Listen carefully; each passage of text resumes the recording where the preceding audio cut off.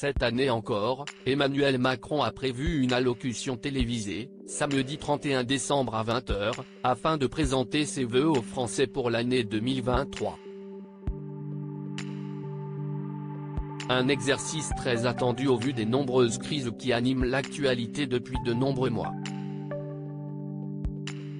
Pour ce faire, l'actuel locataire de l'Élysée prononcera un discours qu'il travaillera avec soin jusqu'à la dernière minute en raturant et en modifiant ses phrases.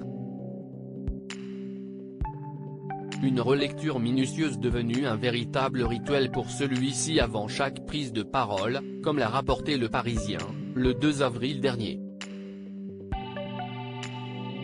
Rien d'étonnant pourtant pour cet amoureux des mots, qui a toujours aimé convaincre, ou plutôt séduire, avec des tirades dignes des plus grands auteurs grecs. Dans les grandes enceintes comme celle-là, il faut une dramaturgie, avec un moment fort au début, puis à la fin. Il faut aussi jouer sur le rythme, les pauses et les variations de ton, avait confié un proche du chef de l'État, alors qu'il préparait son premier grand meeting lors de la dernière campagne présidentielle. Le compagnon de Brigitte Macron n'avait pas non plus hésité à agrémenter son texte de grandes références historiques afin de toucher ses concitoyens en plein cœur, comme l'avait souligné cette même source. Les Français sont un peuple assez peu rhétorique, ils aiment quand on cite Jaurès, De Gaulle ou Mitterrand par exemple. Supérieur à Emmanuel Macron, Valérie Pécresse, Anne Hidalgo.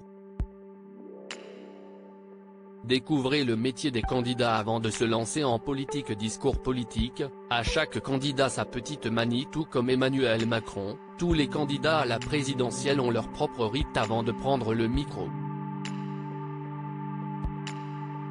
Comme l'a indiqué Le Parisien, Éric Zemmour apprécierait par exemple de relire son texte à haute voix afin de se caler sur le bon tempo. Pour Henri Guénaud, qui a co-rédigé de nombreux textes de Nicolas Sarkozy, intercaler des moments de silence est aussi important. Un bon discours politique, c'est parler des choses avec des gens qui sont devant vous, mais aussi avec ceux qui ne sont pas là. Ça ne demande pas de la frénésie, mais le silence de la communion, a-t-il assuré à nos confrères.